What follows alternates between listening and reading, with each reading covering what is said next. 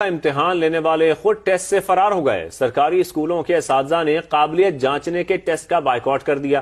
وزیر تعلیم پنجاب رانا سکندر حیات کا کہنا ہے کہ عوام کے ٹیکسوں کے 600 ارب روپے خرچ ہو رہے ہیں لیکن کارکردگی کچھ بھی نہیں۔ دانیال عمر کی رپورٹ میں دیکھیے۔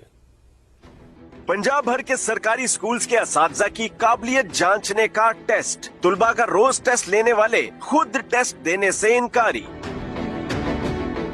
اساتذہ کی تنظیم کے حکم پر ٹیچر اسیسمنٹ ٹیسٹ کا بائیکاٹ کر دیا۔ امتحانی مراکز خالی رہے۔ آن لائن ٹیسٹ کے لیے کمپیوٹر لیبز میں بھی کوئی نہ آیا۔ گرینڈ ٹیچرز الائنس کے مطابق اساتذہ کو کسی ٹیسٹ کی ضرورت نہیں۔